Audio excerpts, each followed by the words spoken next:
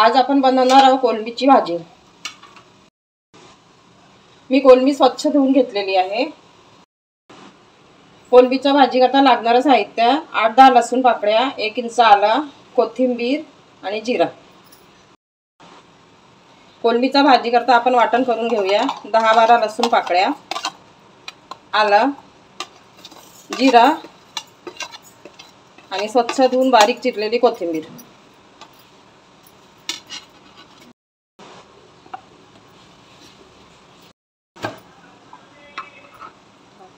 बघा अशा प्रकारे आपण वाटण करून घेतलेलं आहे। कोलंबीला आपण हळद आणि मीठ लावून ठेवूया। आता याला आपण चांगल्या प्रकारे मिक्स करून ठेवूया।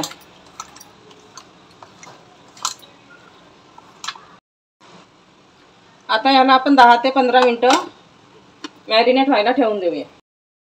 बघा आता 10 मिनिटं झालेले आहे। आपण भाजी फोडणी देऊया। आपला टोप गरम झालेला आहे। आपण त्याच्यात तेल टाकून घेऊया।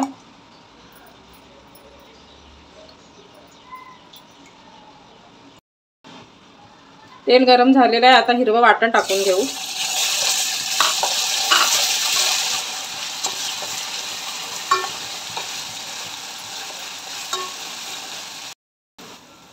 स्वादानुसार मीठ टाकून घेऊ।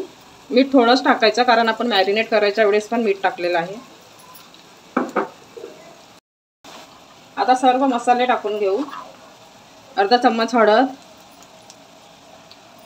2 चमचे मिरची पावडर, अर्धा चम्मच धना पावडर, अर्धा चम्मच जीरा पावडर, अर्धा चम्मच गरम मसाला।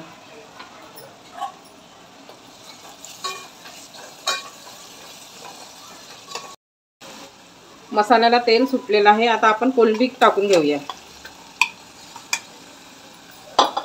आणि कोलंबी छान प्रकारे मिक्स करून घेऊ।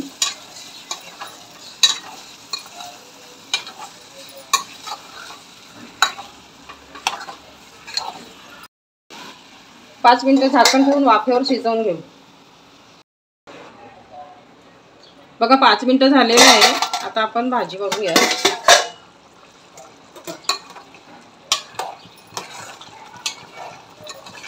कोलंबीच्या भाजीला पाणी सुटलेलं आहे।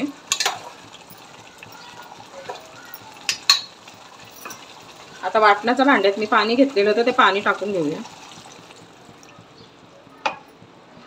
छान प्रकारे फिरवून 10 मिनिटं अजून होऊ देऊया।